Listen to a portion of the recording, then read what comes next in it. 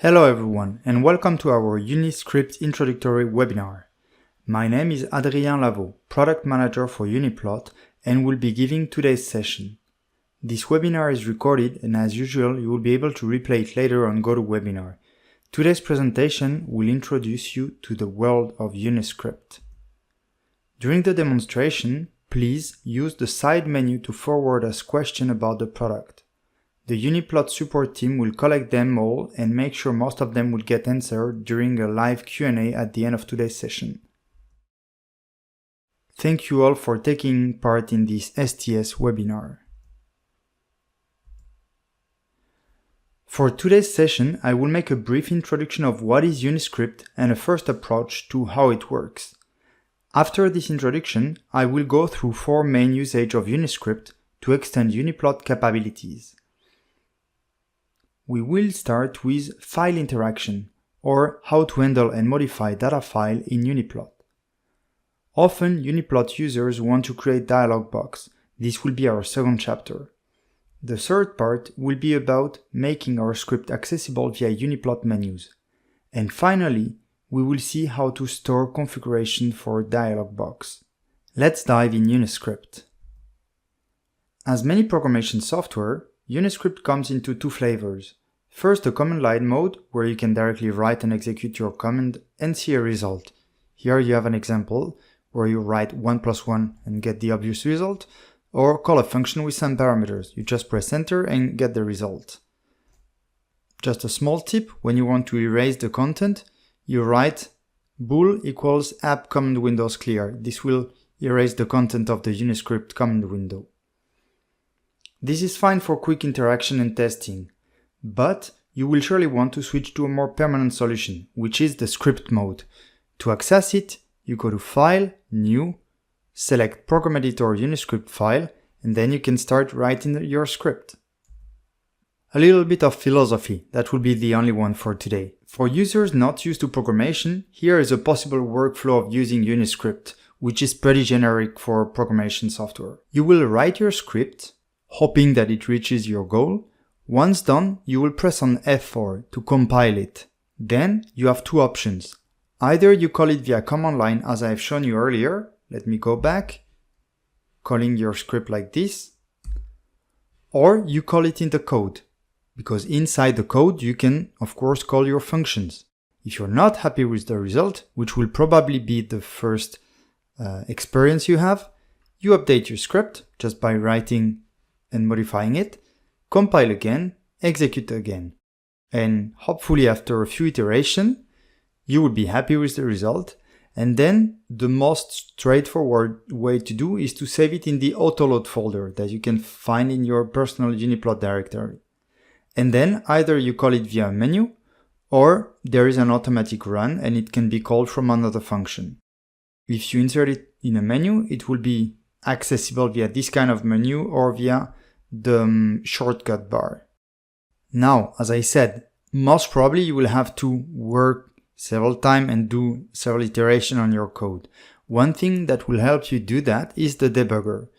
To use it, you can place a breakpoint in your code by right-clicking next to the column number. You will see a red dot appearing like this one, which is called a breakpoint, which means your code will stop here and you can access the value. So you run the script, the debugger will stop on the breakpoint, and you will see the debugger position visualized thanks to the yellow arrow. Here is an example. To keep running the code, either F10 to run to the next line, F11 to enter in subfunctions, you will see what it means. F5, you just go directly to the next breakpoint. And if you press F4, it will either recompile your code or stop its execution if you see that you're going nowhere and you want to restart and keep editing it. The values that you're working with, the variable, they can be seen by hovering them.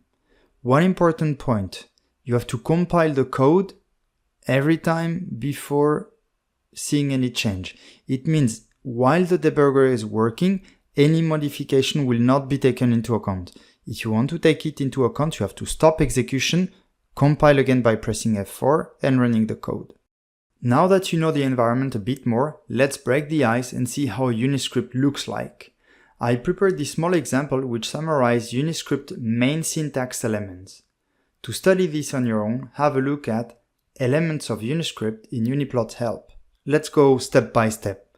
So we start with a comment, which is usually indicated by a double slash. Then you might want to comment several lines, so you have to do that with slash star and end up with star slash. Once you have commented properly the beginning of your script, if you wish to tell that you're the writer of this code or some information for the user, the first thing to do is to write a function.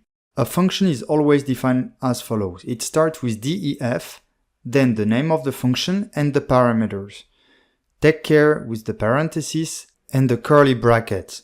Curly bracket open the code definition and close it. You can see it here and here with this little warning to close them properly. Once we have defined our function, we can write its code. You can use global parameters in UniPlot, even though I would not recommend it that much, but it's feasible and it can be done in some specific case. To do that, you write global and the name of your global parameters, and then you can access it in any function. Then I start describing the content of the function. I will use the most common control statement, which is the if, where you write your if statement, then the condition between parentheses, warning to always use double equal to compare two things, otherwise it will not work. One equal means I assign a value to a variable. Two equals means I compare. And then again, I open a curly bracket and close it and put the content of my if statement. Here you can see a general operation where I multiply a vector and a matrix. Here, this little hidden apostrophe means I transpose my vector, and here I set up 0 to my global variable. And finally, because I want to know what happened in my function, I return the output. So this is the first function I present to you today. A little break. Let's talk about variable names and syntax. I strongly recommend that you use the official way of doing in UniPlot, which is shown in this table. For example, SS file name, SS stands for scalar string, then string vector, string matrix, real scalar, etc. You can see the trend. This way it will help you be sure that you're working properly with the function, the input they expect, the output they provide, and it will make your code much easier to read, and if you need some help from us, much easier to debug. Let's now create a second function. So we already know def to define, function name, one parameter, curly bracket open and close, one global variable, again an if loop, and one new statement here, it's print end. The print statement will print the word in the command line that we saw at the beginning. It's one way to communicate with the user. You also have message box that we will see afterward, and the log information, which I also recommend to use. I will not talk about that today, but if you want to see how to log information, errors, information, warnings, you can have a look at UniPlot documentation. And as you see, there is no return variable here because we don't wish to return anything. We just want to print something in case something happened or not. Just to tell you that the return argument is not compulsory. And now let's go to a third function which is a bit different. Indeed, this one has two return value, output 1 and output 2. And you will see that if you want to return multiple information, you don't need the return argument and you just really write it like this. There are other ways to return more than one information. For example, you could return an array or an object that I will mention afterward. Now that I wrote my three functions, you are going to call them. And that's what I said. Either the function can be called in the command line or via a menu or inside the code. Here you see that I'm not writing any function. I am just writing the code directly. So I set up my inputs, the boolean, a string vector, string matrix, real matrix, and then I call my first function, I have my output, then I set up another variable called my function, etc. And you can see how it works. This was our first script for today. I hope it was clear. Do not hesitate to refer to it to remember properly the syntax. Now that you know function definition, you will surely have to exchange data between functions, or work on the data inside those. To do so, two basic elements of UniScript are vectors and matrices. Let's see how to create them and work on it. First, the vectors. Creation. Simple one. A equal, here for example, 6, 4, 13. It creates this simple vector. We can do something a bit more efficient in case it fits our use case. A equals start, colon, end. Example, A 1 colon 5 will create this vector. Or you can do it reversely. A 5 to 1 will create this one. And one more complexity, you can add a step. From 0 to 10 by step of 2, as an example. How do I use vectors? Let's say I have a vector A, which is the one I created earlier, and I add 5. Then I will have 11, 9, 18, sorry. Pretty simple, no? Then let's switch to the index. How do I refer separately to the component of my vector? Again, let's take this example, A equal 1, 2, 3, 4, 5. And I will write A, 1 and 4 are equal to -1 and 66. You can see that we access index 1 and 4, so this one and this one, and we now get this result. Now that I've created my vector, how do I extend it? Let's take again the A vector, 1, 2, 3, 4, 5. If I write A6 equal 100, it will not work. You will have a runtime error because the index 6 does not exist. You have to append 100 to A.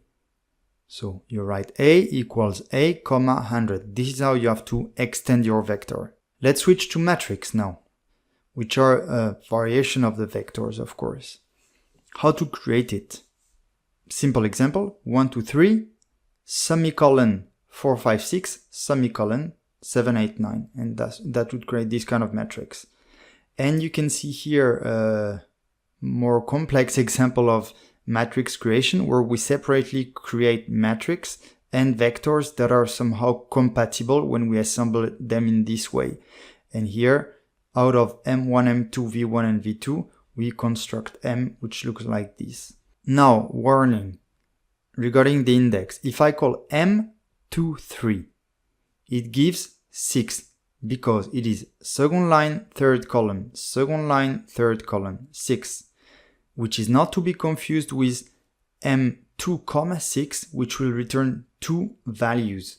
So it's the second value, which is 2, and then 6, which is the sixth value, 16, sorry, which is the sixth value of the matrix. Now, some useful functions for vectors and matrix. If you want to know the number of columns, you would use NC. If you want to know the number of rows, you would call NR. If you want to know the number of elements in your matrix or vector, you write len. And specifically for matrix, if you want to know the size, you write size of M. There are much more functions, for example, to reshape them, do computation on those, etc. I invite you to read the documentation to get a bit more. We stay on introductory level for today. The next level to exchange data in your functions are UniScript Objects.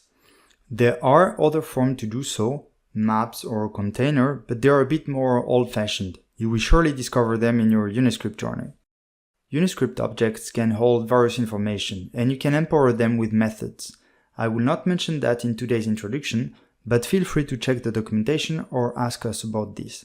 I will just drop this one information, which is the fact that, for example, those methods can be look for all the keys that starts with hey, or look for all the keys that contains an object or a string. Those are the kind of methods you can do, and you will surely find more interest in that when you start working with those objects.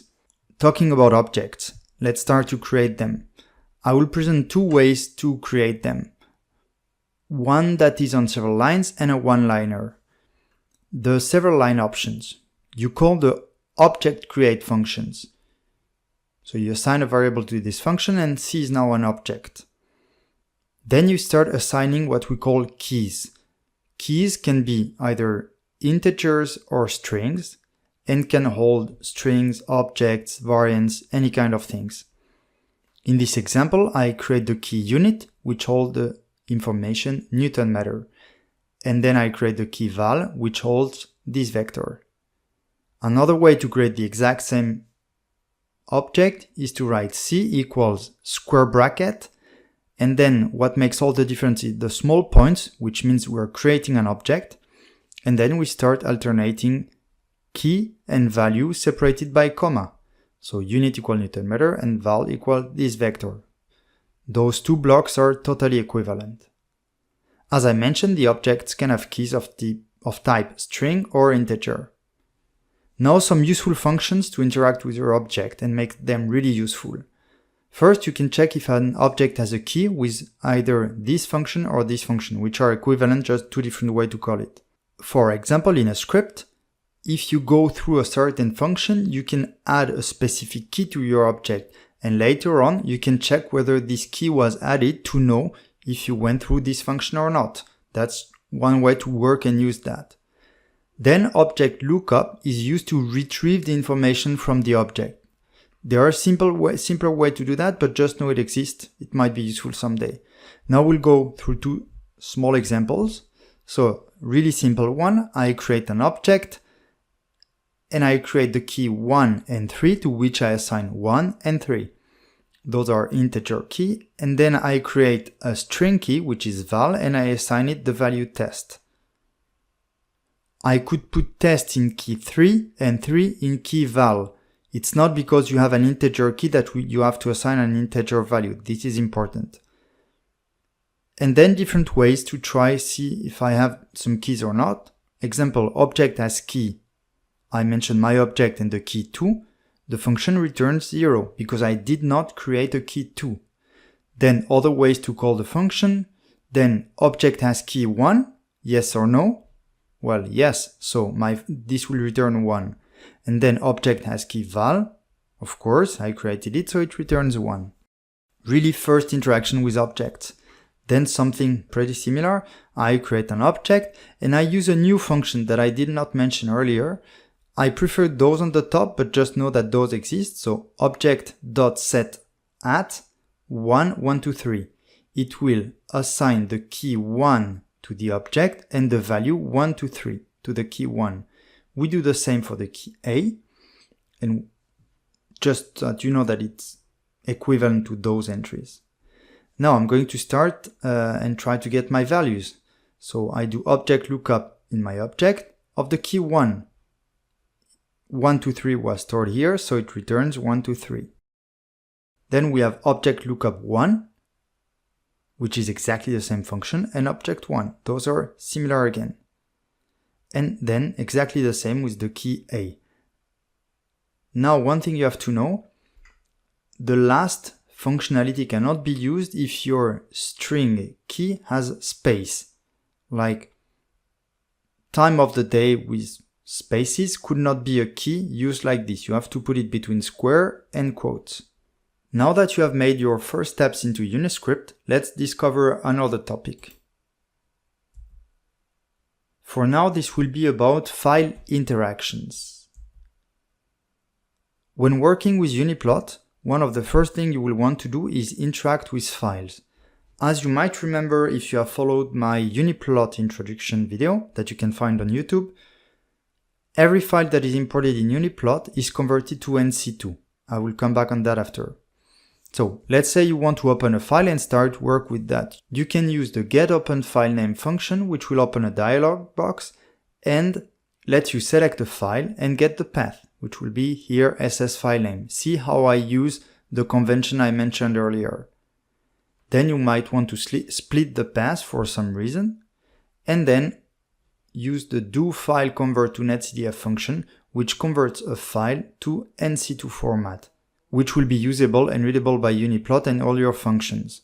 Once you have converted it to NC2, you can use brother setDataFile and use the file you just converted to place it in the brother.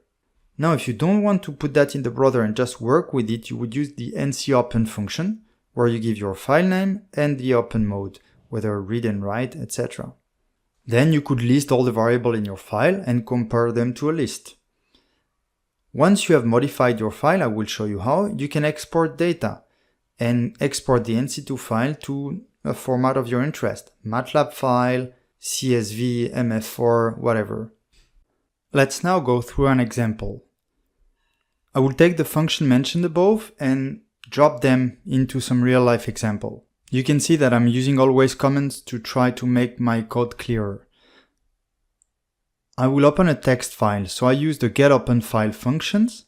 If you go in UniScript documentation, you will see that first you have to give the starting path for the dialog box, then a filter, so here in this case I will ask him to show only the text files, then two options, one is multi-select and the other one is the index filter, because you can allow several kind of files and you just say please display this one, and then some small text for your dialog box. Then an if statement. If the output of the function is empty, so the first element is empty, then I stop. Then I will save the path of the first file. I will then split my path and then take the first element and the second element. It can be done in other ways, but this is for didactic reason that I write it this way. This is the drive and this is the path, and I concatenate them and I know the directory of where my first file is. Then I convert to NC2, so I use the do file convert to netcdf of the text file and I get the netcdf file name. And then I open it in write mode. Once this is done, I will want to export it to MF4. Let's start first by the function. The function is nc_export_data.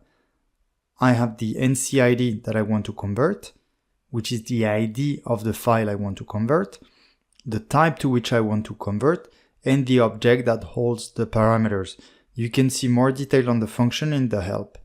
So now I need a type and an object. Type MDF4, object, I create it, you see square bracket with the point, and then I create some keys that I know I have to give.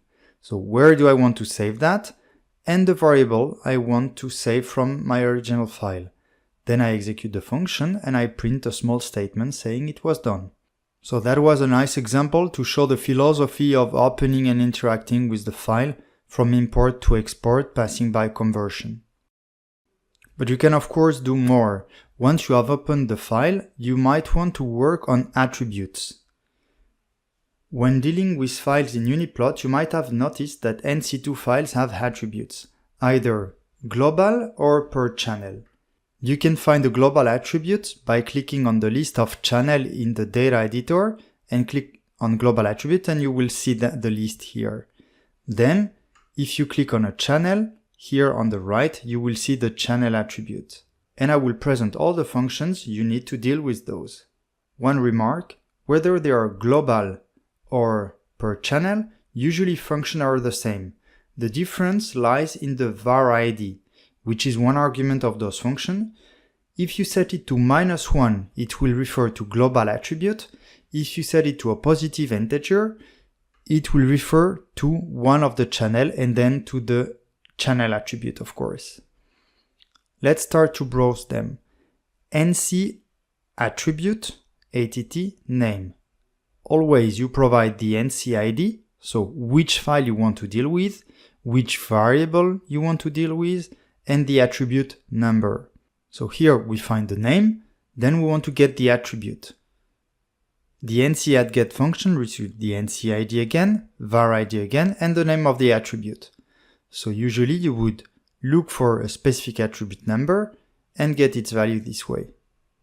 Then you might want to know the data type of the attribute, whether it's a string, an integer, boolean, etc. You would use this one. Those two I will mention them after. And then you can add a new attribute or delete one.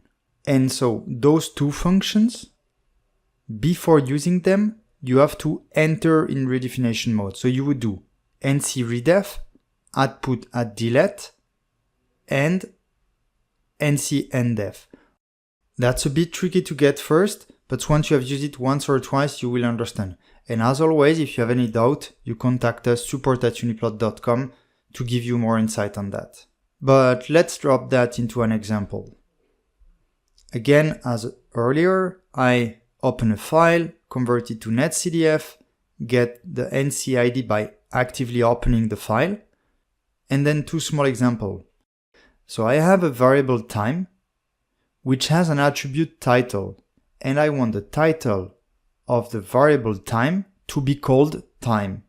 So I will, to the file ncid, to its variable varId time, which corresponds to the variable time, and to the attribute title, assign the name time. Read it twice and you will get it, but we set the value time to the title attribute of channel time.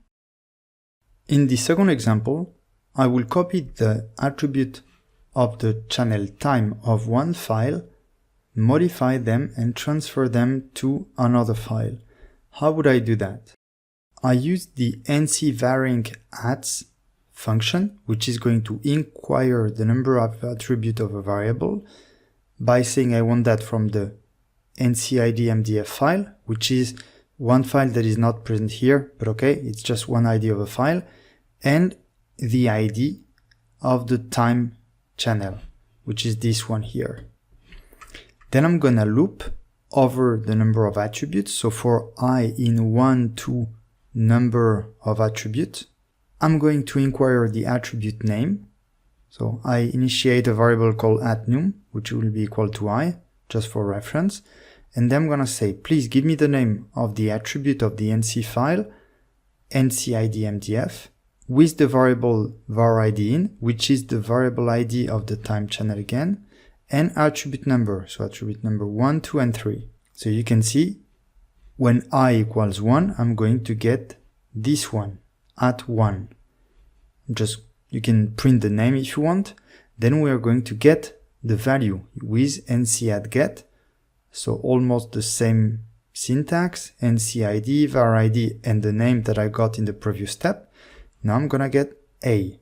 Next step is to inquire the data type, because as we saw earlier, to modify or to create an attribute, we need a data type.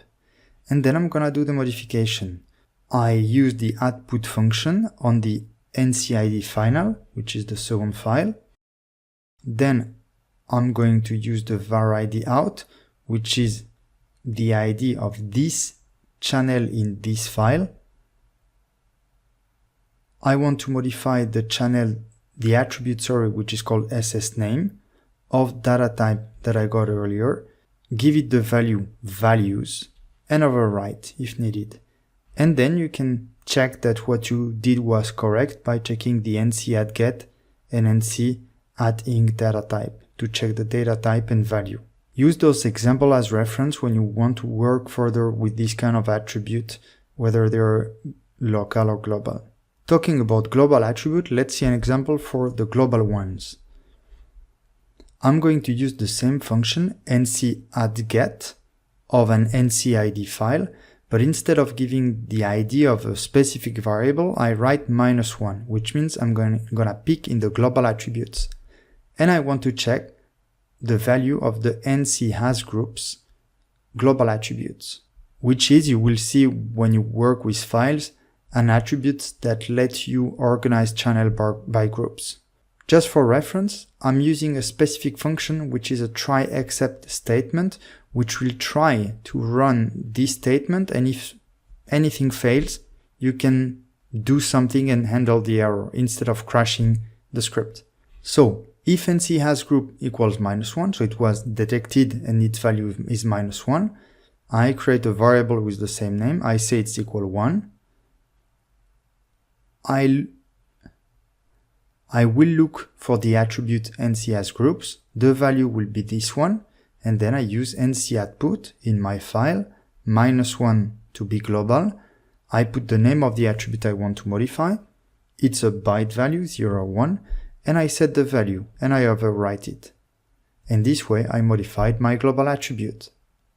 Let's go a little bit down in the file edition. We modified attributes. We might now want to modify channels or variable, as we call them in UniScript. We can do channel edition. To do that, we can delete a whole channel, by informing of the NCID, which is the ID of the file for which we want to delete the variable, and the variable name.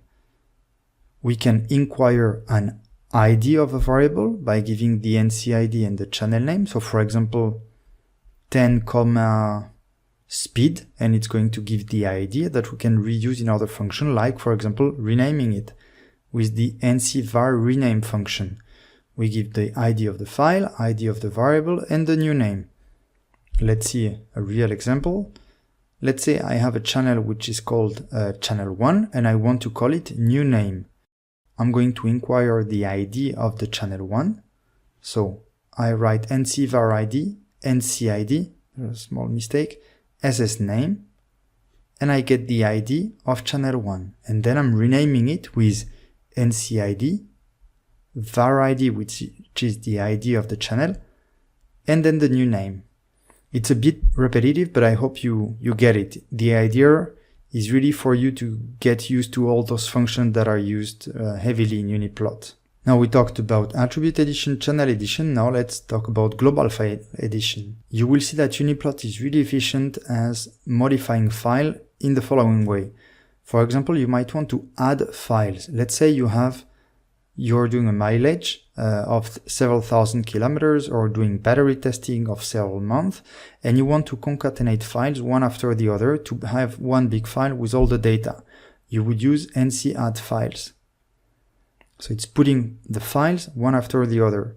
I invite you to read the documentation to know how exactly it works, because there's a lot of options that you can use. You can see there is an object parameter where you can enter more information.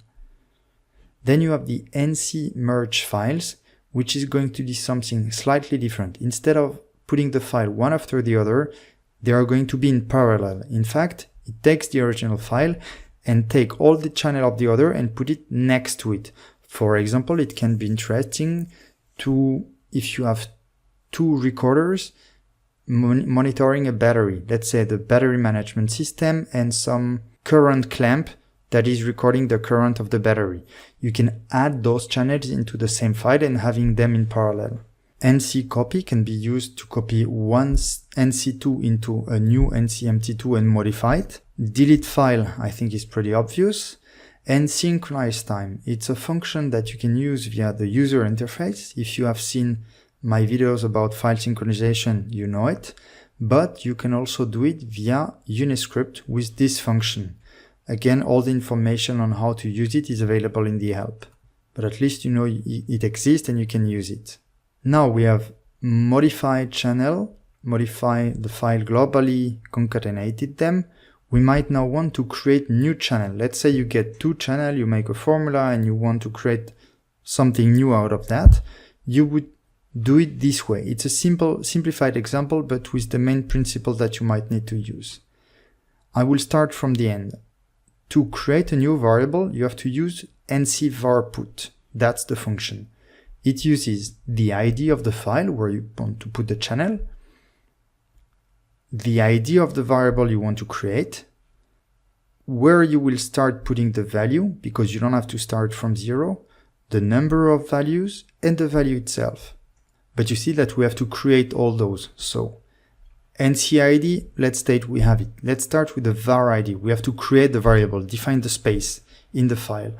You will use ncvardef, which needs the ID of the file again, the name of the variable, what kind of data you are going to give, and the dimension.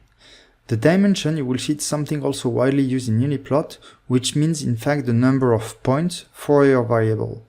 So we need to create that. Those are pretty obvious, and this one has to be created. And I give you two options to do that.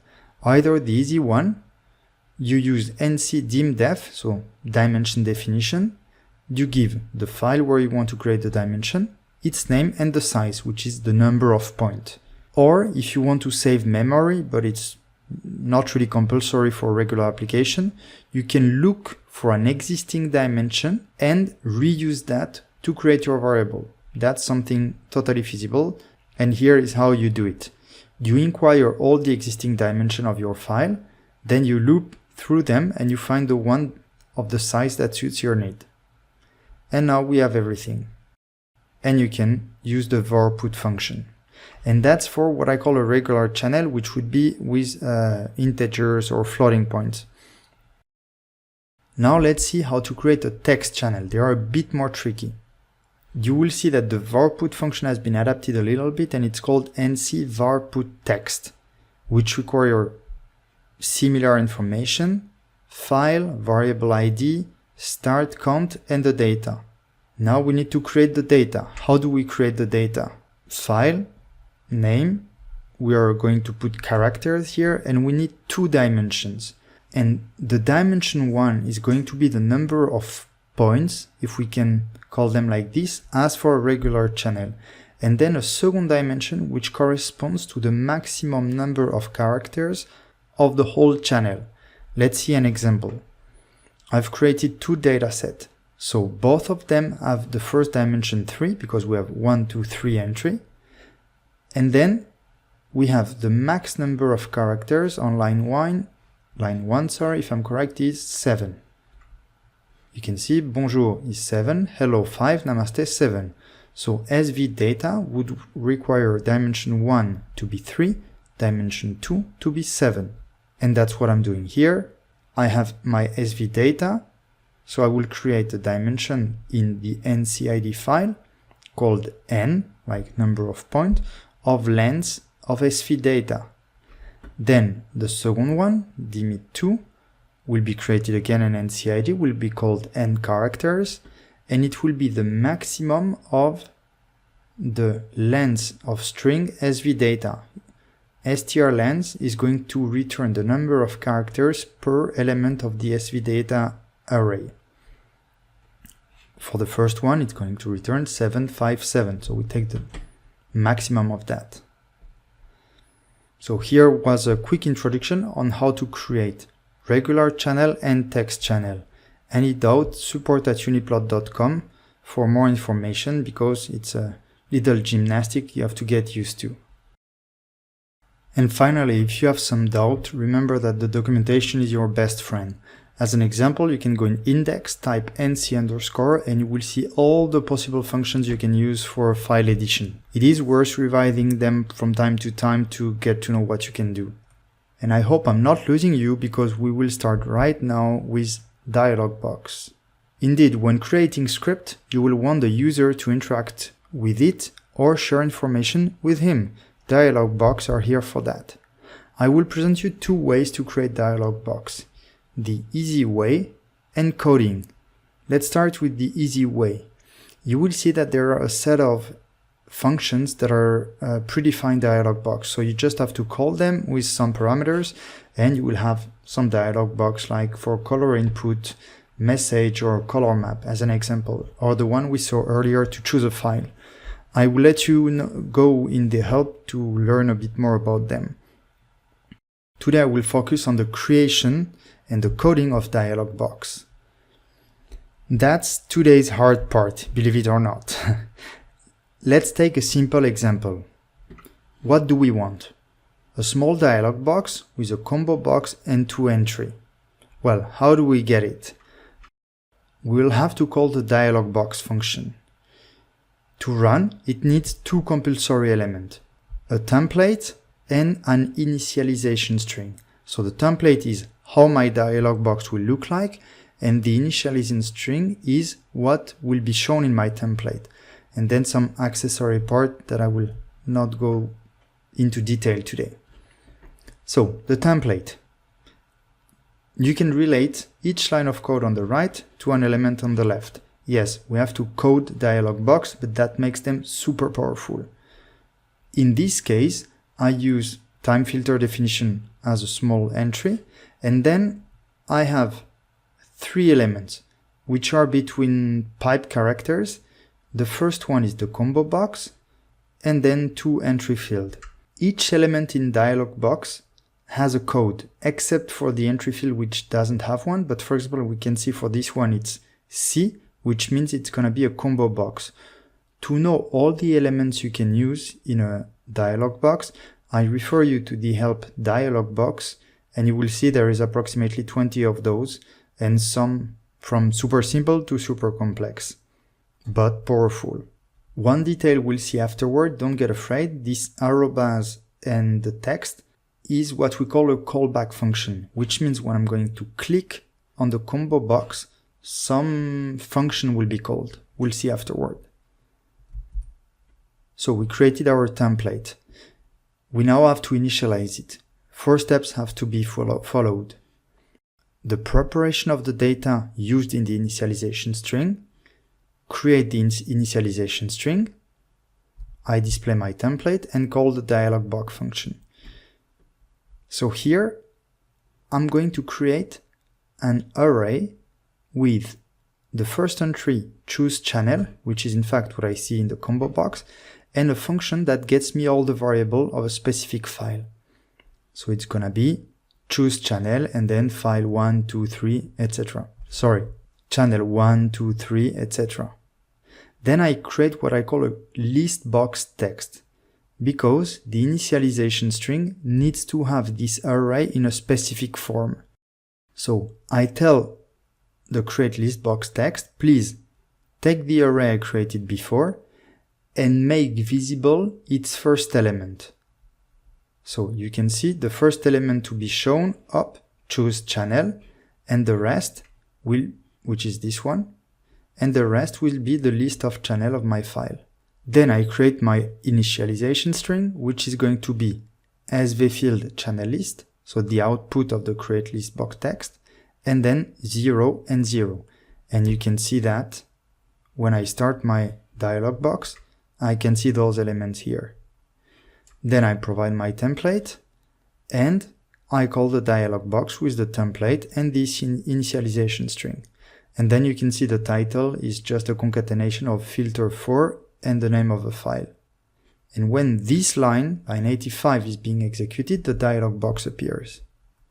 That's the simple dialog box coding. Now, callback function. I told you that when I'm gonna click on the label combo box, some function is gonna be executed. So you write the name of the function and then you just have to define it in the rest of your code. So here the idea is that when I select a channel, I'm returning the minimum and maximum value of it. I will not get into much detail, but just know it exists and you can get more information again in the helps. Okay, so we have modified file, attribute, channel, created them, we have created dialog box. We might now want to create a menu to call our function. This is what I'm going to show you in the rest of the webinar. There are different types of menu. The main menu, which are the one you see on the top in UniScript. The contextual menu, which you get right-clicking on different elements, and the user toolbar menu, which are the one you want to see always and easy to access for you. How do I create a menu? Well, I created a function that I want to call via menu, as I said. Well, in which menu do I want to create that? You can use the menu getName function, which will give the list of existing menu. And the list should look like this one on the right. And here I highlighted 2 examples. So the data browser, so it means if I right click on a channel in the data browser, the menu that I want will appear here, or object XY, it means I can add a function to the menu that appear when I right click on an XY curve. How to add it? 4 possible steps. Menu insert command. It insert an item menu in a pop-up menu. Menu set command. Assign a command to a UniScript menu.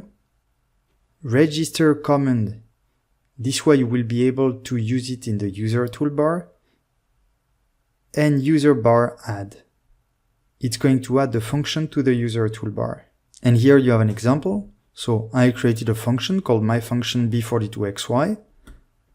I insert this function into the pop-up menu data browser, and then I assigned it really to the function with a small highlighted text.